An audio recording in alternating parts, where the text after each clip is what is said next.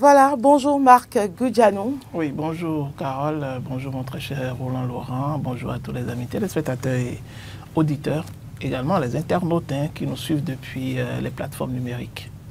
Bonjour Roland Laurent, Tony Nikes. Carole Olaye, bonjour. Marc Goudianou, bonjour. Téléspectateurs, internautes, auditeurs de la 102.3 FM, bonjour. Voilà, nous démarrons avec la politique. Tournée du parti FCBE dans le septentrion, Paul Rompet resserre les rangs. Tournée du parti FCBE dans le septentrion, Paul Rompet resserre les rangs. On en parle tout de suite sur ce plateau. Je démarre avec vous, Marc Goudianou. Oui, il faut comprendre la démarche de Paul Rompet, parce que déjà que la FCBE a signé des accords avec les partis de la mouvance présidentielle, il est de bon temps qu'il commence par aller sur le terrain pour pouvoir aller au contact de leurs militants, pour pouvoir échanger avec eux, pour pouvoir également expliquer les raisons qui sous-tendent également ce type de partenariat qu'ils ont noué avec les partis de la mouvance présidentielle. Et donc, ça rentre dans cette dynamique de mobilisation également des militants pour pouvoir essayer de pouvoir tirer leur épingle du jeu dans les accords qu'ils ont avec les partis de la mouvance présidentielle. L'autre chose, c'est que il faut dire que Paul Rompet a besoin de cette mobilisation, parce qu'on dit en politique, on fait souvent l'addition de multiplication, mais pas de soustraction. Et donc, la FCBE va apporter forcément, même si c'est un tout petit peu, un plus, d'accord, à ces partis de la mouvance présidentielle et aujourd'hui qui portent Romial Wada et Talata comme duo de candidature à la présidentielle. Et au-delà de ça, c'est que nous avons un autre enjeu qui est en vue, c'est-à-dire les élections législatives et communales. Et donc, il faille quand même aller sur le terrain pour pouvoir mobiliser les uns et les autres, pour pouvoir échanger avec les militants à la base. Il est dans son rôle de politique. On ne peut pas lui refuser de pouvoir faire ce travail, même si on sait que à Parakou, qui est un bastion qui est disputé par les partis de la mouvance présidentielle avec le parti Les Démocrates. Lorsque vous voyez les leaders de la mouvance présidentielle au sein de cette ville stratégique qui est, je dirais, le fer de lance de tous ceux qui sont ressortissants du Nord en général. Et donc, il faille quand même essayer de faire, en tout cas, même si c'est un grain de sable dans la mer, Paul Rompet essaiera quand même de pouvoir trouver. C'est que n'oublions pas également qu'au sein de la FCBE, il y a des membres de la FCBE, du bureau également, qui sont également ressortissants du Nord également et qui pourront également avoir des militants qui seront acquis à leur cause. Et donc, c'est une stratégie pour pouvoir être au contact. Lorsqu'on sait également que d'ici quelques jours, on va lancer la candidature officielle du duo présidentiel dans cette ville également stratégique. Et donc, Paul Rompet également est en accord avec la mouvance présidentielle. Et donc, c'est sûr qu'ils seront également de la partie. Bien qu'on ne sait pas encore si éventuellement pour les élections présidentielles qui vont venir après, si la FCBE va pouvoir présenter un duo de candidature à cette présidentielle, on ne le sait pas encore. Mais avant cela, il est très important qu'en tant que parti politique, qu'ils mènent des actions pour pouvoir animer la vie politique. Et c'est dans cette dynamique sûrement qu'ils sont allés au contact de leur base, échanger également, donner quelques éclaircissements liés à leurs nouveaux accords qu'ils ont fait, également mobiliser la troupe, leur dire dans quelle dynamique ils sont, et sûrement après Parakou, ils iront également dans d'autres villes. Roland Laurent, Tony Nikes. Oui, je crois que le défi en 2026 est un défi assez grand. Le défi est assez grand en ce sens que quand vous êtes dans un accord de gouvernance ou de coalition parlementaire, et selon les dispositions du code électoral, il vous faut recueillir 10% au plan national avant d'être compté, en tout cas pris en compte dans les calculs. Et donc, quand on regarde le parcours du parti FCBE, 2020, 300 000 voix, 2021, 261 000 voix, 372 000 voix en 2020, 2021, 261 000 voix pour la présidentielle, soit 11% des suffrages exprimés. Et puis 2023, vous constatez que ça descend en 109 000 voix et ça fait 4% des suffrages exprimés. Donc, ça chute pour le parti FCBE. Aujourd'hui, dans cette perspective d'avoir les 10%, parce que c'est sur la base des 10% qu'ils ont pu avoir des élus en 2020 pour les communales de 2020. J'ai rappelé que c'est 372 000 voix et ça faisait autour de 14%. Donc, quand on regarde ça aujourd'hui et quand on regarde que ça descend au fur et à mesure qu'on évolue, il est très important pour le parti FCBE de redescendre sur le terrain, et comme c'est écrit par le journal, de resserrer les rangs, d'aller à la rencontre des populations pour galvaniser la troupe et en tout cas passer un message qui convainc. Parce que aussi longtemps qu'ils vont rester à Cotonou pour des activités, ça ne donnera pas les résultats. Il faut aller à la rencontre des populations dans toutes les localités du Bénin, les rassurer de ce que le parti FCBE est véritablement un parti d'opposition et que le parti FCBE est véritablement engagé dans une lutte pour avoir des résultats. Donc, quand on regarde tout ça, je crois que Paul Rompé et son équipe ne font pas mal en descendant dans les localités, même si des localités sont des bastions imprenables pour certaines formations politiques aujourd'hui, il faut quand même tenter le coup. Il faut tenter le coup parce que oui, dès lors que les deux continueront, les deux autres formations, en tout cas les deux grands camps je dis, hein, le Parti démocrate et la mouvance seront en train de se chamailler dans certaines localités, il se peut qu'ils réussissent à gagner quelques voix là dans ces localités. Donc, je vois que oui, il fait bien de descendre sur le terrain. Maintenant, attendons de voir ce que ça va donner. Parce que oui, le défi, c'est 10% au plan national. Et j'ai montré qu'avec les chiffres là, de 10%, de 14%, on est venu à 11% et on est venu à 4% en 2023. Alors, si on croise les bras, on risque de se retrouver à 2% ou à 1%, 109 000 voix en 2023, alors qu'on avait 314 000 voix.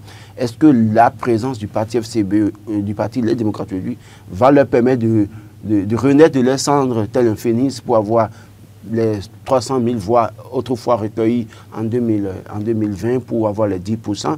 Est-ce que c'est possible? Il est revenu de travailler, le peuple béninois est là, et le peuple béninois, certainement, les citoyens électeurs béninois voteront pour ceux dont les discours vont convaincre, ou bien peut-être d'autres considérations peuvent entrer en jeu.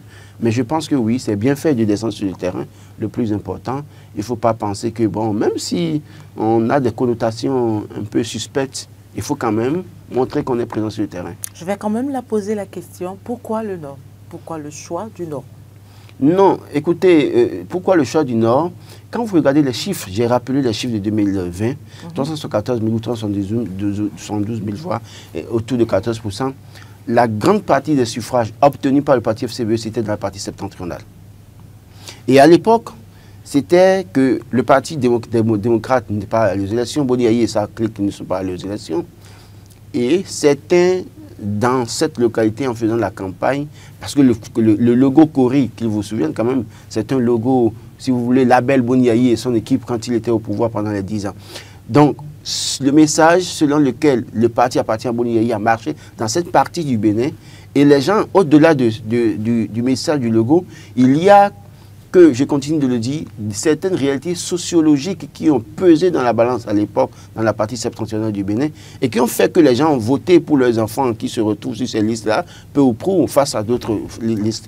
Et quand vous venez dans la partie méridionale, ils n'ont pas réussi à avoir grand-chose. Quand je prends la commune d'Abomey-Calavi, ils ont eu combien de conseillers sur la trentaine ou la quarantaine, à peine un ou deux, je crois.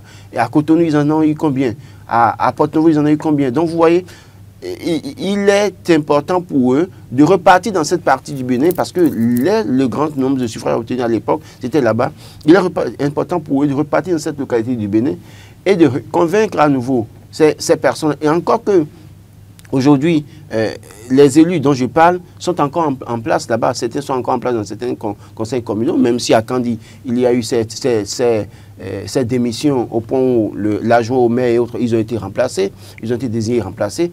Il se fait que c'est quand même des enfants du terroir, des fils du terroir, qui sont encore là et qui, aujourd'hui, qui ont pris les rênes du parti là, peuvent peut-être convaincre les leurs dans les localités et réussir à avoir. Seulement qu'il faut quand même comparer, voir en même temps si, même si le parti FCBE a pu avoir ces chiffres avec ses enfants de ces régions-là, en 2021, qu'est-ce qui s'est passé? Et en 2023, pour les législatives, pourtant, ils ont des candidats dans la liste et pourtant, ça n'a pas marché. Donc, l'avènement du parti Les Démocrates constitue un problème pour ce parti aujourd'hui, mais ça n'empêche pas de continuer à travailler parce qu'il y a que peut-être dans le choix de certains des fils et filles de ces localités, il se peut que telle fille ou tel fils de la localité puisse avoir l'assentiment ou bien l'adhésion du peuple et peut avoir les suffrages. Donc, il y a ça qui pourrait les arranger. Mais je crois que ce n'est pas évident, ce n'est pas aussi facile, ça ne va pas être aussi facile. Mais on ne va pas empêcher à Paul Rompin de continuer à aller discuter avec les gens. Et puis, dans la perspective de la présidentielle, ne soyez pas surpris, par exemple, Paul Rompin en arrivé à proposer un candidat qui sorte de la région du Septentrion. Ça peut être un coup, un grand coup. D'ailleurs, on a pu voir, hein, même si, bon, c'est vrai que même si Gatteri, Alassane Djemba a été candidat en 2021, ça n'a pas empêché de descendre de 372 000 voix à 361 000 voix. Mais il se peut que peut-être en faisant un autre choix, ça peut prendre. Nous sommes à l'ère de la dynamique du choix des jeunes. Donc un jeune, autre jeune peut-être choisi dans cette... Imaginez que le parti Les Démocrates choisissent un jeune qui soit issu d'une autre région du Bénin et qu'eux, ils aillent choisir un jeune de cette partie septentrionale du Bénin. Il se peut que le coup marche pour eux. Attendons de voir dans tous les cas. Il y a des considérations qui vont peser dans la balance. Paul Rompin a réussi à se faire élire à Bopa, mais il n'a pas réussi à avoir la majorité pour être maire de Bopa. Donc, on voit un peu les difficultés de ce parti dans la partie méridionale du Bénin. Et l'espoir pour eux se retrouve toujours dans cette région. Et j'ai rappelé que c'est dans cette région-là qu'en 2020, ils ont eu le plus grand nombre de suffrages au plan national pour pouvoir avoir les 10%. D'ailleurs, c'est là-bas qu'ils ont eu pratiquement les 7 mairies, dont après on leur a arraché une mairie, il restait 6. Donc, toutes les mairies obtenues par le parti étaient beaucoup plus concentrées là-bas. Bon, le 6e ou bien la 6e mairie, c'est Savet, donc ça descend vers le centre. Mais le grand nombre, c'est de l'autre côté.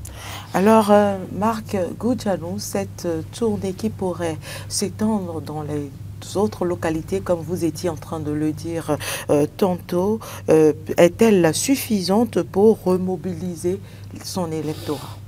Non, la tournée à elle seule ne pourra pas remobiliser les militants. Ce qu'il faut, ce sera le discours qui va accompagner cette tournée-là. Quel est le langage que va tenir Paul Rompin?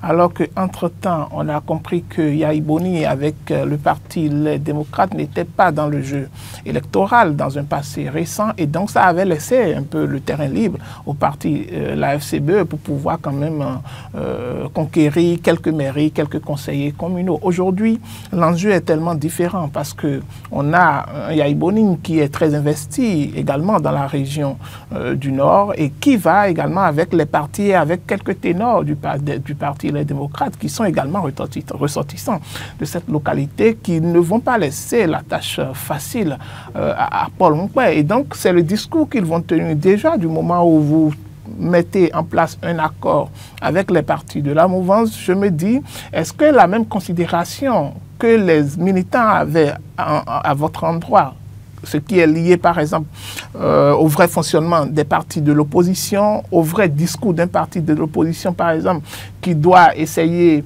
de faire des enquêtes, de pouvoir mettre en doute certaines réalisations, de pouvoir critiquer un certain nombre de choses qui ne vont pas au niveau des populations à la base. Est-ce que le parti, la FCBE, est toujours allé dans cette dynamique-là? Pendant longtemps, on a vu que la FCBE était restée dans une léthargie qui ne dit pas son nom, n'était pas tout le temps sur le terrain, au contact de ses militants. Et donc, c'est à la veille des élections aujourd'hui qu'ils ont décidé de commencer par avoir cet élan-là. Et cet élan, ça ira avec quel discours? Avec le discours où j'espère qu'ils n'iront pas sur le terrain pour aller dire Patrice Talon a réalisé telle chose pour vous, Patrice Talon a fait ci pour vous, en tant que parti de l'opposition. Donc moi je me demande quel discours ils iront donner sur le terrain pour pouvoir convaincre les militants. En parlant du discours, ils devront également justifier cet accord. Exactement, je le disais à l'entame, puisque lorsque vous faites un type d'accord et que sûrement que vous n'avez pas recueilli l'avis de tous les militants à la base, et donc il vous revient aujourd'hui, lorsque vous allez au devant de la scène, lorsque vous allez à leur contact, de leur expliquer... Ils ont été missionnés par les militants. Par les militants, alors que bien avant d'être missionnés par les militants, est-ce qu'on a vu des tournées avec les militants pour pouvoir leur expliquer le bien fondé de tout ce qui les mobilise, de tout ce qui les motivait? Le monde a évolué. Les militants peuvent envoyer un message WhatsApp pour dire allez faire. Alors donc on n'a pas besoin alors forcément d'aller au contact à chaque fois des militants. Alors ils n'ont qu'à rester à la maison également et d'envoyer des messages WhatsApp à leurs militants pour leur expliquer alors quelle est leur stratégie, quel est le discours qu'ils vont tenir, parce que c'est là que le jeu va se jouer. Lorsque vous savez que vous avez beaucoup de partis politiques, par exemple, qui ont une grande assise. Lorsque vous prenez le parti Les Démocrates, par exemple, qui ne vont pas leur laisser du tout de terrain. Vous prenez la grande mouvance présidentielle également, qui serait à la recherche, par exemple, de conseillers, de députés également. Et donc, ça ne sera pas un match amical avec la FCBE. Et donc, du coup, ils ne sont pas du tout à l'aise. Et donc, ça dépendra du discours que Paul Hongpè ira tenir devant ses militants, à la base, et je me demande quel discours il va tenir, je me demande quelle sera la quintessence, par exemple, de l'idéologie qui sera véhiculée à travers la FCBE, lorsqu'on sait aujourd'hui que la FCBE n'est plus, moi je le dis, n'est plus un parti d'opposition, moi je le dis clairement, parce qu'un parti d'opposition ne peut pas aller faire un accord de gouvernance ou un accord parlementaire avec des partis de la mouvance présidentielle. Ça veut dire que vous quittez totalement votre rôle de parti d'opposition, même si à un moment donné, vous refusez d'affirmer votre identité en tant que parti de la mouvance présidentielle. Et donc, ça reviendra également aux militants peut-être de demander à Paul Hongpè quelles sont les raisons qui sous-tendent alors cet accord, si c'est pour pouvoir participer, en tout cas à l'après 2026, permettre également à avoir les 10%, parce que vous devez mouiller le maillot pour pouvoir les avoir sur le plan national. Et donc, ça fait beaucoup de questions que normalement les militants à la base vont pouvoir se poser et poser également à leurs dirigeants au niveau du parti. Sauf si tout le monde est dans un jeu politique, alors on assistera qu'à des militants qui seront recensés et qui vont assister à ces séances-là, qui seront sélectionnés. Et donc, on sait comment ça se passe généralement. Même parfois, ces séances ne sont pas totalement peut-être publiques ou ouvertes à la presse. C'est pas après qu'on nous envoie les rendus. Et dans ces rendus-là, vous n'avez pas forcément le son de cloche des militants qui sont fâchés au sein de ce parti-là et qui n'arrivent pas à s'identifier réellement à la FCBE comme un parti d'opposition. Et donc, c'est là le véritable nœud qui guette Paul Hongpè. Et une chose est sûre, ce n'est pas évident qu'ils puissent quand même avoir encore ces 10% là aujourd'hui, parce que ce serait vraiment un chemin de croix pour eux lorsqu'on voit les tendances qui sont sur le terrain, lorsqu'on voit les démocrates qui sont déjà décidés. Et imaginez un instant si dans la proposition par exemple du duo de candidature pour les présidentielles, les démocrates arrivent à positionner un duo qui fait l'équilibre régional. Et donc, encore que Yahi Boni sera sur le terrain, il ne sera plus pour Paul Hongpè de pouvoir tenir l'argument selon lequel, ou bien au niveau des militants, l'argument selon lequel le Kori représente toujours Boni Yahi. Et donc, cet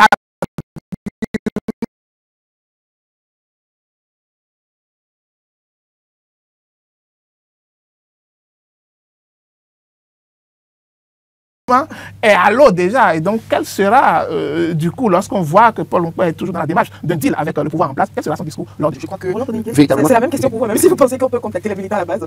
Par WhatsApp. Mais tous les partis politiques ont de WhatsApp aujourd'hui. Par WhatsApp, ils ne peuvent pas avoir le paysan qui n'a pas de portable. Non, si le coordinateur de la zone WhatsApp, il passe le message à l'autre pour demander son avis. Donc, le message est relayé par WhatsApp pour dire, oui, nous missionnons notre président d'aller faire... Au niveau même de la presse où vous êtes tous des intellectuels, combien de fois vous avez assez facile de pouvoir le faire pour remobiliser l'électorat? Écoutez, depuis 2020-2021, je disais que l'avènement du Parti démocrate va faire disparaître le parti FCBE. J'ai été traité de tous les noms à l'époque. Je crois que quand les démocrates sont rentrés dans le jeu en 2023, on a vu, j'ai rappelé les chiffres maintenant. De 300 000 voix, on est venu à 260 000 voix, on est venu à 109 000 voix, 4%. Donc de 14%, on est descendu à 11% et à 4%. Donc les démocrates sont encore là. Peut-être on viendra désormais peut-être à 1% comme Renaissance Justement, nationale. Parce que le défi et l'enjeu de 2026 est un enjeu de taille. Et donc, il ne s'agira plus d'avoir un discours d'opposition constructive. En fait, ça ne marchera pas. Le peuple veut être situé clairement sur les défis. Êtes-vous avec le pouvoir en place ou vous êtes contre le pouvoir en place? Il n'y a pas de « je suis contre le pouvoir en place, mais ». Ça ne marchera pas. Donc, et c'est ça qui va tuer davantage le parti FCBE. C'est-à-dire qu'aujourd'hui, il faut avoir un discours. Et donc, Max fait bien de rappeler, je l'ai dit, quel discours va-t-il tenir sur le terrain? Parce qu'en 2020, on a vu le discours. Hein? puisque Bonia et autres n'étaient pas dans la liste, les gens disaient non, écoutez, il y a peut-être une tension, il y aura la calmie au sein du parti, écoutez, rassurez-vous, vous pouvez voter pour le parti d'abord. Et puis après, on a pu voir la suite. Donc aujourd'hui, ce n'est pas cette descente-là qui vont faire le jeu. Écoutez, j'avais juste tenté même de dire que la seule chose peut-être qui pourrait faire le miracle, c'est que Paul Ronquet passe des communiqués radio dans toutes les régions du Bénin pour supplier ceux qui ont voté en 2020 là, pour qu'ils aient les 14% là, d'aller encore voter pour eux, pour qu'ils puissent avoir les 10% pour compter dans les calculs. Autrement, beaucoup parmi eux, parce que quand vous prenez les conseils communaux de la partie septentrionale, qui sont acquis et qui sont des mairies acquises par le parti FCBE, la grande partie dans ces communes-là, ils ne sont plus FCBE. Ils sont désormais aujourd'hui démocrates. Ou même certains sont allés vers UP, certains sont allés vers BR. Donc, ces militants-là, qui sont, ou bien ces élus-là, qui sont allés vers UP ou BR ou vers les démocrates, comment les reconquérir? Donc, formellement, sur papier, c'est impossible d'avoir encore 10% aujourd'hui avec le parti FCB. Mais on ne dira jamais que c'est impossible pour impossible. Le miracle est possible. On va peut-être accorder le bénéfice du doute à Paul Ronquet pour dire il a peut-être la chance, la possibilité de convaincre encore. Et Gatteri n'étant plus dans le jeu, dans la partie à Djougou et consorts, peut-être qu'il va trouver un autre jeune de Kandi qui va mettre au devant, ou bien de Bembereke ou de Parakou qui va mettre au devant. Peut-être que ça va leur permettre d'engranger en toi le maximum de suffrages qui pourrait leur permettre d'avoir le 10%. Mais c'est un pari risqué pour le parti FCB. Ça ne va pas être facile. Je crois que si le parti Les Démocrates est dans la course, ce n'est pas évident. Et je comprends pourquoi il y a cet empressement d'aller faire cet accord de gouvernance ou de coalition parlementaire, parce que dans la perspective, d'aucuns disent que oui, mais avec cet accord de gouvernance ou de coalition parlementaire, que c'est peut-être possible que le parti Les Démocrates n'aille pas aux élections. Ce qui ne sera pas formellement facile à faire. Donc, on attend de voir, les acteurs politiques ont dit, dans notre langue nationale, font que quand un aveugle menace vous de lancer une pierre, soit il a la pierre dans sa main déjà, ou bien il a son pied sur la pierre. Donc, Paul Ronquet peut-être continue aussi quelque chose en allant dans ces genres d'accords de gouvernance, parce qu'il se dit peut-être qu'à un moment donné, il se peut que les autres ne soient pas dans la course et que ça l'arrange à proprement parler. Wait and see. Nous allons poursuivre. De toute façon, on va lui souhaiter bonne chance, même si formellement tous les signaux montrent que ça va lui être difficile. On lui dit quand même bonne chance. Nous allons aborder un autre sujet. Il s'agit de la série d'interpellations de la police républicaine dans les ghettos.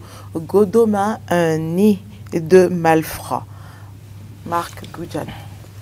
Oui, il faut d'abord rappeler que nous sommes dans la commune d'Abomey-Calavi, qui est l'une des plus grandes communes, ou la plus grande commune, en matière de population également. Et lorsque vous prenez l'arrondissement de Godoma, c'est le plus grand arrondissement de la commune de Calavi. Et donc, qui étend ses tentacules un peu partout, même vers la zone de Togouin et autres. Et donc, c'est une zone qui est à Donkor et autres, et donc qui est à forte concentration, Kokotomé, Bodje et tout le reste. Donc ça fait qu'il y a beaucoup de jeunes délinquants, je dirais, qui se réfugient dans ces zones-là et qui en font des bases arrières pour pouvoir aller opérer sur le terrain. Et quand ils viennent, où est-ce qu'ils doivent opérer? Soit ils opèrent au niveau de la commune, soit ils vont à Cotonou, qui est plus proche, ou ils vont à Ouida, ils vont dans les communes qui sont un peu environnantes. Mais le problème qui se pose généralement et que j'ai dénoncé ici, et qui a plutôt donné peut-être un sursaut à la police républicaine, c'est qu'il y a des ghettos qui existent et qui sont connus de par les citoyens. Vous irez dans un arrondissement donné, par exemple, il suffit de questionner, par exemple, le sécu qui est là, il ne peut pas dire qu'il est ignorant du fait qu'il existe un ghetto où ces jeunes-là viennent se droguer. Où il y a des kiosques également, qui sont normalement, qui, à vue d'œil, semblent être des débits de boissons, mais qui n'en sont pas totalement, qui sont des lieux où on vend des stupéfiants, où ils vendent également toutes sortes de drogues, et ces jeunes viennent s'approvisionner là. Parce que la plupart des jeunes délinquants, avant d'aller faire les forfaits, c'est qu'ils se droguent. Et où est-ce qu'ils vont s'approvisionner? C'est au niveau de ces kiosques-là et au niveau de ces ghettos-là, où il y a peut-être parfois... qu'ils appellent désormais QG. QG, exactement. Et donc, il y a parfois des particuliers qui sont là, qui vendent, et vous verrez souvent beaucoup d'attroupements de ZIM, des émigrants à ces endroits-là, vous allez penser qu'ils sont seulement venus prendre du thé, ils sont seulement venus prendre un verre de sodabi, mais en dessous, c'est qu'il y a un fort réseau de vente de drogue, d'accord, ou bien des produits dérivés quand même. Et quand je l'avais annoncé la dernière fois, j'ai dit la responsabilité de la police est également engagée. Parce que si éventuellement, eux qui sont chargés du service de renseignement, d'accord, s'ils n'ont pas ces informations et que nous, les citoyens qui devons les aider, nous apportons ces informations et que même les sécu, les citoyens qui sont dans ces différents quartiers, par exemple, constatent ces lieux-là, la police est la première personne, la première autorité à savoir que ces ghettos-là existent. Et ce qu'il faut alors faire, c'est aller les démanteler. Et quand la traque a commencé, c'était avec grand satisfait qu'on a constaté cela. Parce que ça va limiter. Vous allez même constater que depuis un bon nombre de temps, hein, je dirais des années par exemple, la criminalité a diminué. Osons le dire honnêtement. La police a fait un grand travail sur ce plan-là, par exemple. La criminalité a diminué. Il n'y a plus de braquage tout temps, par exemple. Il n'y a plus où, avec les machettes, on arrive à arracher les motos aux gens à tout bout de champ. Les citoyens peuvent sortir et rentrer, parfois même tardivement, sans avoir de problème. Et donc, ces problèmes aujourd'hui sont sous-jacents parce que déjà, il y a ces nids-là de délinquants qui se créent et qui vont s'accroître au fil du temps. Et quand ils vont s'accroître au fil du temps, ils vont commencer par étendre leurs tentacules et la grande criminalité va encore reprendre. Et donc, il est de temps que la police décourage avec la dernière rigueur ces ghettos qui existent. Il y a des lignes vertes qui existent, par exemple. Les citoyens peuvent appeler, il y a le numéro des commissariats qui existent. Ils peuvent appeler pour pouvoir, même sous anonymat, dénoncer, d'accord, ces quelques ghettos qui existent, qu'ils savent, même si ce n'est pas des ghettos, et ce sont des citoyens qui ont des maisons, par exemple, et qui vendent ces produits psychotrophes, il faut qu'on arrive à les dénoncer également pour pouvoir quand même limiter les dégâts. Parce que lorsque vous ne les dénoncez pas et qu'ils vont prendre ces produits, ils iront faire les forfaits avec vos frères et sœurs et ils vont en venir à vous également. Parce que celui qui se drogue, il n'a plus le contrôle de sa tête, donc il fait les choses de façon anormale, il n'est plus un citoyen comme tout le monde. Et donc il est important que nous dénonçons ces citoyens-là, qui sont ces délinquants-là qui existent et qui sont parmi nous, qui sont au sein de la population, parce qu'ils ne viennent pas d'ailleurs. Hein. Ce sont des frères et des sœurs. Exactement, ce sera la contribution de sécurité. Merci, exactement. Donc tout le monde doit y contribuer. Roland Toné-Ikes. Il faut détruire les ghettos. Et pour moi, il faut commencer par détruire les gadgeteries qui étaient appelées kiosques et aujourd'hui appelées QG. Il faut détruire ça. Il faut commencer par là. Et là, vous demandez à ce qu'on touche au commerce des gens. Écoutez, mais c'est là la base. Commerce qui détruit des vies, vous pensez que c'est une bonne chose? D'abord, ça détruit les vies de ceux qui consomment ces produits. C'est du sodabi préparé avec du acanthi ou bien des feuilles de tôle ou bien des bouteilles cassées. Vous ne savez pas ça? Et ça détruit des vies. Ça commence par là. Mais quand ils prennent ça après, c'est pour aller commettre des forfaits. Vous pensez que c'est comme ça? Il faut détruire. Tout ce qui est kiosque, qu'on appelle QG, où on vend des boissons fruitées, boissons sachets, il faut détruire sans état d'âme. Ça commence par là. Moi, j'ai été dans la zone du nouveau marché, là, il y a 3 jours, la nuit, on devait aller voir une dame dans la zone. Mais j'ai été surpris de voir les kiosques, là, ils ont réalisé un kiosque quelque part, et il y avait un attroupement. Autour de 22 heures, j'ai vu du monde debout, mais ceux gens-là font quoi? Et je me suis rendu compte que c'était parce qu'il y avait le QG là. Mais il y a un problème. J'ai donné l'exemple ici de ce Zim-là, qui m'a pris d'ici pour rentrer, et qui me disait oui, et je lui disais que je suis fatigué, il dit, oh, quand vous êtes fatigué, mais il faut consommer du tramadol. J'ai dit, mais tramadol, vous trouvez ça où? Mais le monsieur me dit de lui donner de l'argent. Je lui ai remis l'argent. Il est d'aller m'acheter ça. J'ai les 2 comprimés encore chez moi. 5 grammes ou bien et 10 grammes, quelque chose comme ça, milligrammes. Il m'a acheté les 2, il m'a amené ça. Et le coin existe à Tokantoba. Il faut que la police aille détecter. Je ne connais pas le coin, mais je lui donne les informations. Parce que les gens prennent ça pour faire du désordre. Donc, il y a tellement de choses à faire. Il faut quand même saluer les efforts du gouvernement en place pour la lutte contre la criminalité. Aujourd'hui, ça a diminué. C'est vrai que moi, dans la zone où je suis, souvent, il arrive pas peut-être 6 mois après, il y a un délinquant qui vient avec un coup qui prend la moto de quelqu'un dans la zone. Avant, quand je suis rentré dans le quartier, la police faisait la ronde. Ils étaient sur les motos Badja, ils faisaient la ronde, tout ça là. Mais aujourd'hui, comme il n'y a plus de frais de fourrière. Quand il n'y a plus de frais de fourrière tirés par les commissariats, tout est versé au trésor. Les gens n'ont plus forcément les moyens dans les commissariats pour tourner. Donc, du coup, ça limite un peu la patrouille. Sinon, que très tôt, quand je suis entré dans ce quartier, vous les voyez, au plus tard, à 23 heures, vous les voyez passer au moins 2 fois, 3 fois, 2 sur la moto. Mais depuis un moment, ils sont plus là. Et la dernière fois, j'étais surpris de voir, de ma maison, de ma chambre, j'entends au secours, aidez-moi, aidez-moi. Mais ils ont dit, après sa moto, ils sont partis. Alors, et ce monsieur, quand il rendait son témoignage le jour-là, il a pris la moto, ça faisait à peine 6 mois. Il a perdu son emploi, il a demandé à conduire, il prend la moto, ça fait 6 mois, une moto encore neuve. Et l'autre le prend au bord de la voie, l'arrête au bord de la voie, dit, amène-moi à tel endroit. Et après, en même temps, il y a une grande obscurité là. Mais il vient là, l'autre attendait et un autre attendait. Et il lui dit de ralentir, il veut uriner rapidement. Et l'autre sort avec machette, il lui prend la moto. Mais ils s'en vont. Donc, il y a ça qu'il faut régler. Donc, je pense qu'il faut agir sans des états d'âme. Parce que les citoyens, si le gouvernement fait un effort et que ça continue, on dira qu'il n'y a pas d'effort. Et malheureusement, les gens nous en voudront parce qu'on a dit que il n'y a pas de sécurité et qu'on n'a pas reconnu. Mais j'ai reconnu. Il y a un effort qui a été fait. Ça a limité sérieusement les dégâts. Mais il faut davantage aller détruire cette gadgeterie-là. Ces QG dont on parle.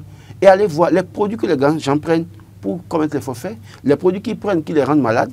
Vous avez des hommes debout, des pères de famille, des pères de famille debout, mais qui ne sont plus eux-mêmes, quoi. Vous voyez les gens, les joues enflés, pieds enflés, les yeux qui ont une autre couleur peut-être noir foncé, je sais quoi, noir. C'est bizarre. Donc, moi, je crois que il n'y a pas de cadeau à faire à qui que ce soit. Et l'autre phénomène au niveau de... Et que la population dénonce. Parce que parfois aussi, écoutez, et je le dis, certaines bonnes dames sont complices. Celles qui vendent à manger à ces personnes-là, discutent bien avec ces personnes-là et qui connaissent bien certaines informations. Mais parce que vous le vendez là, vous vous taisez pour que demain c'est peut-être votre fille qui est violée. Demain, c'est peut-être votre garçon qui est braqué et sa moto est emportée. Il faut que les populations prennent l'initiative d'informer la police pour dénicher ces personnes, ces hors-la-loi qui causent beaucoup de dégâts dans nos localités. Et vous voyez au niveau de la consommation de ces produits, par exemple, c'est que lorsqu'on parle des kiosques, par exemple, quels sont les produits qui sont vendus là? Quelle est la qualité des produits qui sont vendus? Ça veut dire que ce sont des produits très douteux et qui rendent malades. Donc, lorsqu'on prend même uniquement cet aspect, ces kiosques-là ne devaient pas exister. Et maintenant, ajouter à cela, c'est que c'est devenu un réseau de trafiquants, d'accord, de drogue, de produits liés, d'accord, des stupéfiants. En dehors de ça, lorsque vous laissez les kiosques, par exemple, il y a un autre kiosque qui s'installe généralement. Par exemple, ce n'est pas des kiosques, mais c'est des petits endroits où un baba, un Nigérien s'installe, il fait du café. Du Lipton. Du Lipton. Et il y a d'autres produits combien dedans? Je vous assure. Il y en a voilà encore de secondes ni je vous assure. Je dis à l'entrée de ma rue. C'est les meilleurs vendeurs. À l'entrée de ma rue. Je vous assure que c'est les meilleurs vendeurs de produits psychotropes. Vous êtes préparé à ce que je choisisse le sujet? Non, pas du tout, mais on a des informations. Vous savez, le sujet était déjà revenu en train de parler d'autres choses et puis j'avais dénoncé un peu ce qui n'allait pas lié à ça. Et quand les journaux en parlent aujourd'hui, lorsque vous prenez Godomé par exemple, tout le monde sait que au niveau des rails, là, lorsque vous venez à Godomé-Gare, là, on sait que toute la zone, là, au niveau de la longueur, là, c'est rien que, là où les camions garent, là, c'est rien que des trafiquants qui sont là. C'est les meilleures sources d'approvisionnement du chanvre indien, souvent, et d'autres produits psychotrophes. Et tout le monde le sait, ce n'est pas un secret, ce n'est pas caché. Vous évoluez un peu vers Cocody, là où il y a également les rails de l'autre côté, c'est pareil. Donc partout, il y a les rails là-bas, là, et vous voyez les jeunes, vous les voyez. Vous voyez les jeunes, par exemple, vous les voyez souvent, lorsque vous circulez, vous les voyez là, ils sont debout, ils font rien. Mais vous vous demandez, mais qu'est-ce qu'ils font? Attendez, ils attendent leurs clients. Quand les clients viennent, ils garent légèrement là, ils savent déjà que c'est un client, il est venu s'approvisionner. Et maintenant, les kiosques qui constituent également le relais au niveau de la vente de ces produits. Et donc, il faille quand même limiter les dégâts parce qu'on parle de la jeunesse. Et l'avenir, c'est la jeunesse. C'est eux qui sont censés prendre la relève. Et si ils passent tout le temps à se droguer matin, midi, soir, quelle relève on aura demain? Ça veut dire qu'on aura des parents qui ne vont pas prendre leurs responsabilités. On aura des parents qui vont se droguer tout le temps, psychologiquement malades, et qui ne vont pas survivre pendant longtemps. Ils auront une durée de vie très limitée parce qu'ils vont se rendre malades et donc ils ne vont pas avoir une durée de vie assez longue. L'autre problème également, c'est au niveau des éminents et les conducteurs de tricycle ou bien de topa et autres. C'est encore les consommateurs à haute dose de produits psychotrophes. Parce qu'en réalité, ils veulent tuer, ils veulent tenir toute la journée sans ne pas se reposer du matin pour toute la nuit. Et donc, ils prennent, ils consomment assez. Et parfois, c'est ça qui constitue également les causes d'accidents sur les voies. Vous voyez le ZEM, parce qu'à un moment donné, le produit a un effet limité. Et lorsque vous n'arrivez pas à renouveler à temps, c'est qu'à un moment donné, vous tombez même dans le sommeil en pleine circulation. Non, et donc, du coup, on en voit même, on a vu beaucoup de cas. C'est Para qui fait ça souvent aux jeunes aujourd'hui. Parce qu'il y a un autre qui s'appelle Para. Les dérivés, voilà. Ils prennent ça. Et je crois que vous faites bien de situer ceux qui vendent les Lipton ou je ne sais quoi là. Mais écoutez, les hymnes, ça touche chez ces personnes. Il y en a un à l'entrée de ma rue. 24 heures sur 24, c'est everywhere you go, quoi. Il est là. Donc, il est là tout le temps, nos limites, et il sert les gens. Et quand vous cherchez à comprendre, vous comprenez que, mais en fait, ce n'est pas que le Lipton, il y a d'autres produits qu'on met dedans parfois. On mélange, on donne. Donc, il faut quand même dénoncer ces trucs-là. Seulement parce qu'on a des soucis qu'il faut se réfugier dans ces produits-là. Bon, quelqu'un m'apprend que oui, à Djonké, en pleine journée, les gens consomment toujours. Derrière la gare, à Djonké, que les gens consomment ça en pleine journée. Aujourd'hui encore. Donc, il faut alors que la police dira qu'elle n'a pas cette information. Oui, mais de toute façon, nous autres, là, nous donnons l'information. Il leur revient maintenant de descendre dans certaines localités. J'ai déjà dit qu'il y a quelque part à Togo, je ne connais pas exactement l'endroit et j'ai perdu même le contact du site.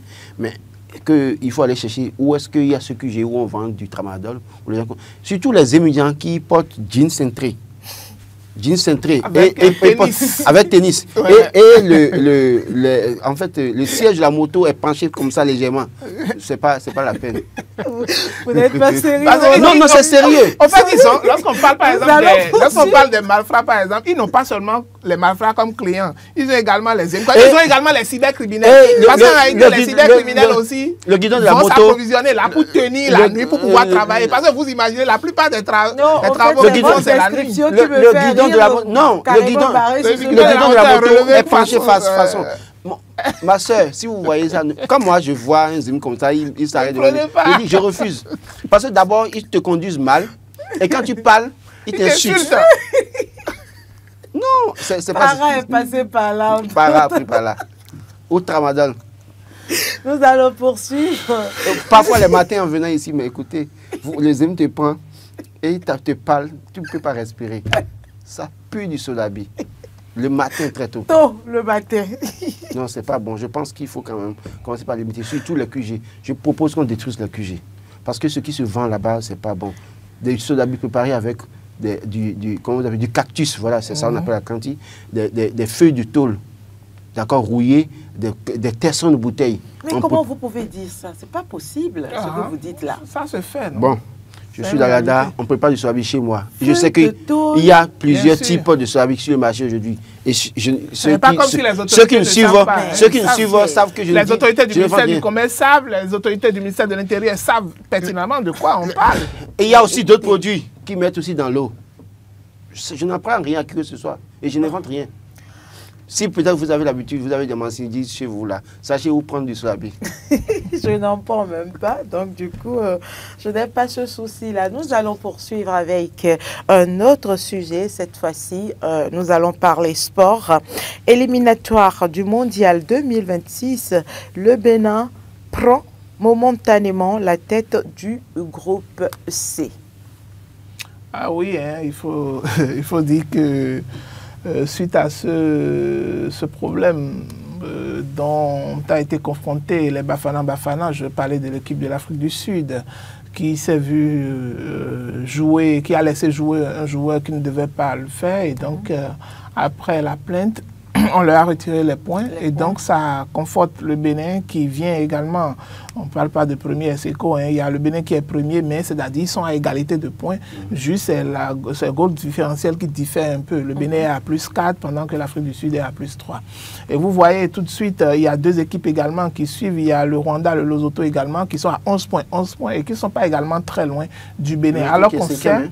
Oui, alors qu'on sait, oui, le Nigeria et le Rwanda. Le Nigeria et le Rwanda qui sont à 11 points. Et donc, alors qu'on sait que pour le Bénin, il leur reste encore 2 matchs à jouer. D'accord, il y a le match contre le Rwanda, il y a le match contre le Nigeria. Et bizarrement, le dernier match qu'on doit jouer pour pouvoir conforter notre position pour cette qualification, ce sera face au Nigeria. On sait que ce sera au Nigeria. On sait que par le passé, lorsqu'on va jouer les matchs au Nigeria, ce n'est pas facile. Parfois, on nous déplace jusqu'au fin nord du Nigeria, peut-être vers Kano, pour pouvoir jouer le match là-bas. Et donc, en prenant le bus, déjà, les joueurs sont déjà fatigués avant de venir sur le terrain. Et quand ils commencent, ils ne peuvent plus donner le meilleur d'eux-mêmes. Et donc, c'est vrai, aujourd'hui, tout le monde est déjà content pour que... C'est vrai que l'Afrique du Sud n'a pas encore fait appel par rapport à cette décision. Même si ils faisaient appel, ce n'est pas évident forcément qu'on leur puisse accorder ces points-là. Parce que le dossier a été traité pendant un bon moment avant de pouvoir leur retirer ce point. Mais comment les départs pourront maintenir ces avantages? Oui, aujourd'hui, maintenir ces avantages, c'est d'aller faire les 2 victoires. Hein. Première victoire au niveau du Rwanda, deuxième victoire au Nigeria. Ce qui serait difficile parce que vous voyez la position du Rwanda. Vous voyez la position du Rwanda également. C'est vous qui avez toujours été peut jouer. Sur ce plateau. Non, moi je fais une analyse technique d'abord. Je fais une analyse technique. Allez-y. Avant de pouvoir rentrer dans une analyse passionnée. Okay. D'accord. Donc lorsque vous voyez le schéma, vous vous rendez compte en réalité que le Bénin a du travail. On a du travail parce que rien ne nous dit forcément qu'on va gagner le Rwanda, d'accord, parce que le Rwanda va se dire également qu'ils ont 11 points. Donc, s'ils arrivent à nous battre, c'est qu'ils peuvent se mettre au même niveau que nous, afin que nous, on élève notre dernier match. Et donc, du coup, ce n'est pas un match qui est joué d'avance. Et lorsqu'on sait qu'on doit jouer le dernier match avec le Nigeria, chez le Nigeria, ça ne sera pas chose facile pour nous. Et donc, moi, je ne vois pas déjà cette qualification acquise, même si je veux être un peu optimiste. Il reste encore du chemin à faire. Nous allons attendre les 2 dernières rencontres pour voir quel sera, en tout cas, l'alignement qu'on fera, quel sera le jeu qu'on va proposer. Est-ce que ce jeu va nous permettre d'aller gagner le Nigeria, même si après on gagne notre premier match face au Rwanda? L'autre chose est l'après-qualification. Ça, c'est encore un autre défi. Est-ce qu'aujourd'hui, le Bénin est vraiment compétitif sur le plan international? C'est pas possible. Parce que déjà, vous voyez les problèmes qu'on traîne déjà au niveau de l'organisation des championnats au plan national. Déjà, on vient de commencer une nouvelle saison de la Ligue 1 qu'on n'avait plus joué pendant un bon moment aujourd'hui. Le problème au niveau des écoles de formation en football, par exemple, les académies qui n'existent pas assez. C'est vrai qu'on a commencé le championnat universitaire, le championnat scolaire également, mais qui va donner un résultat pas tout de suite, à la longue. Lorsque vous prenez les grandes nations, par exemple, qui sont dans la course avec nous, par exemple, vous voyez que le Bénin aurait du mal à s'en sortir, même si éventuellement on arrivait à se qualifier.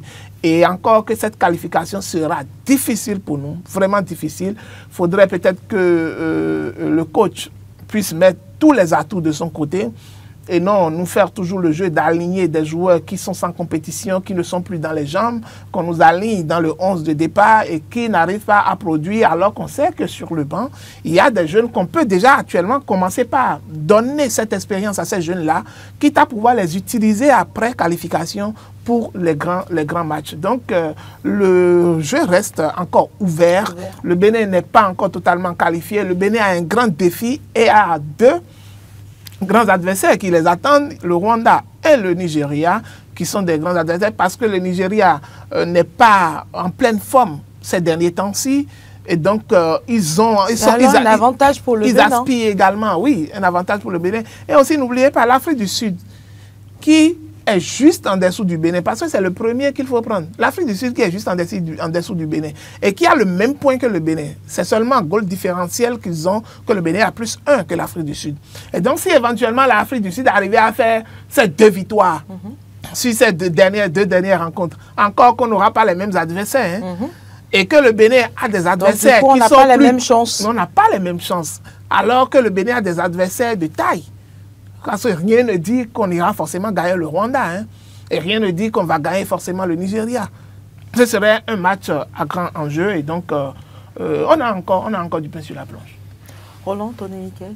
Oui, je crois que l'Afrique du Sud a fait cette erreur d'aligner Mokoena au Lesotho et ça leur vaut cette sanction parce que l'article 19 du code disciplinaire de la FIFA dit clairement que si un joueur prenant part un match est déclaré inéligible à la suite d'une réclamation, l'équipe à laquelle appartient le joueur est sanctionné par un match perdu par forfait et en même temps d'une amende de 6 000 francs suisses minimum. Dans le cas d'espèce, l'Afrique du Sud est sanctionnée d'abord pour le match perdu par forfait, mais en même temps pour 10 000 francs suisses, ce qui équivaut à 10 860 ou 680 euros. Donc oui, ça arrange quand même le Bénin. Ça arrange le Bénin. Le Bénin a le même point que l'Afrique du Sud aujourd'hui. Mais il ne faut pas vendre la peau de l'ours avant de l'avoir tué parce que oui, nous serons en face du Rwanda qui veut tout donner pour gagner les prochains matchs et être qualifié pour la Coupe du Monde. Nous serons face au Nigeria et Marc fait bien de rappeler les expériences malheureuses avec le Nigeria. Malgré tout ce qui se passe, on n'a jamais vu pour autant le Nigeria sanctionné pour certaines de ces irrégularités. Oui. On a vu le Bénin subir un jeu, cette injustice de la part du Nigeria. Puis après, quand le Nigeria allait perdre un autre match, les Béninois sont réjouis pour dire que c'est bien fait pour eux. Mais non, c'est la CAF qui devait prendre ses responsabilités, c'est la FIFA qui devait prendre ses responsabilités. Mais malheureusement, il y a ces nations qu'on appelle les grandes nations de football, malheureusement parfois, et quand ces nations participent à la compétition, ça fait des chiffres d'affaires pour la CAF et la FIFA. Oui. Il ne faut pas se leurrer, hein, c'est-à-dire que vous allez être en face de certaines équipes-là, qui sont peut-être des équipes favorites d'une compétition. Vous pouvez subir toutes les injustices possibles, mais rien ne va se passer. Il revient maintenant aux Béninois de se redoubler d'efforts, de travailler dur, qu'on ne se contente pas de match nul pour dire, bon, si le Nigeria fait match nul là-bas et que nous, on fait match nul également, on est peut-être en avance. Et si le Bénin, si on arrive à gagner le Rwanda, il faut faire l'effort d'avoir un match nul avec le Nigeria et c'est fini. Pendant ce temps, les autres pensent victoire. Victoire. Ouais, victoire. Et j'ai rappelé il y a quelques jours ce test extraordinaire envoyé par Modeste qui dit, avant les 2 derniers matchs, toutes les équipes faisait la prière pour que le Bénin ait double défaite. Fort malheureusement pour ces équipes, le Bénin a eu double victoire. Donc il faut travailler, continuer à prier, pas prier seulement, mais travailler dur pour mériter les 2 victoires qui arrivent. Ça va faire quand même 6 points plus les 14 points, ça va faire 20 points tout au moins, et puis on peut espérer. Maintenant, si l'Afrique du Sud aussi gagnait ces 2 derniers matchs, parce qu'au moment où nous on serait face au Nigeria et au Rwanda, le Bénin sera, l'Afrique du Sud sera face au Lesotho une fois encore. Donc on verra tout ça, comment ça va se passer. Il y aura de la revanche. Toutes les équipes, aujourd'hui, le Bénin est en tête, d'accord, sur papier, je suis tenté de dire, mais le Nigeria a encore sa chance à jouer, le Rwanda aussi a aussi sa chance à jouer. Il nous revient de travailler dur pour mériter cette victoire. Et quel est le rôle des supporters béninois avec ce classement quand même? Supporter va créer dans le stade. Nous qui sommes ici par exemple, puisque nous sommes des supporters, vous allez prier. Nous restons optimistes, hein, parce que je dis toujours, on reste toujours optimiste, on aspire, on espère, on veut que le Bénin se qualifie pour faire partie du grand classement FIFA, même si on sait que même si le Bénin se qualifie, peut-être c'est au niveau des matchs de poule que le Bénin pourra peut-être faire un nul, bien peut-être une victoire à la rigueur pour revenir à la maison, parce qu'avec les grandes nations qui seront là-bas, je ne vois pas ce Bénin-là aller faire grand jeu au mondial. Mais néanmoins, on reste optimiste parce que ça va rehausser un peu l'image du pays. Combien de supporters seront Nigeria? Non, le gouvernement va mettre les moyens. Même si le gouvernement, vous ne pouvez pas prêter 2 vols pour les supporters ou 3 vols pour les supporters. Non, le problème, c'est que, donc, au Nigeria, c'est... En fait, la seule chose qui peut payer au Nigeria, c'est un mental fort et le jeu. Si les joueurs du Bénin vont au Nigeria avec un mental affaibli et pensent que oui, il faut compter sur les saisines de la CAF ou de la FIFA, ça ne marchera pas. Vous allez là-bas prêts à tout. Et ça revient également comme si vous aux responsables, aux dirigeants de pouvoir prendre leurs responsabilités. Oui. Parce que lorsque vous allez là-bas et par exemple, vous attendez à ce qu'on vous serve à manger là-bas et que vous-même, vous ne prenez pas vos dispositions d'ici, par exemple, le manger que vous pourrez prendre, oui, si on y mettait un peu de drogue, par exemple, c'est que vous aurez beau manger, mais après, vous serez lourd sur le terrain, vous ne pourrez pas donner le meilleur de vous-même. Donc, il faut être très méfiant par rapport à toutes ces 2 dernières sorties qu'on fera. Très méfiant, donner le meilleur de soi-même. Parce qu'en football également, tous les 4 sont jouables, hein, et ne vous attendez pas, vous n'avez pas des amis en face. Donc, ils vont jouer toutes les 4 pour pouvoir vous déstabiliser, faire tout pour que vous perdez. Voilà, de toute façon, donc, en tout il cas, faut, vous les femmes, prier pour les guépards. Non seulement on va prier, mais on va également supporter. Oui, chaque nuit, mettez-vous nus, à genoux, prier pour les guépards. On va remercier tous ceux qui nous suivent. Il y a Brieux Nourri, pardon, qui vous envoie bonjour. Bonjour à lui. Parce que j'ai partagé le lien de l'émission dans son groupe Police Politique. Et il paraît que beaucoup de personnes suivent là-bas et que nous pêchons en ne leur faisant pas un clin d'œil. Ah, ok.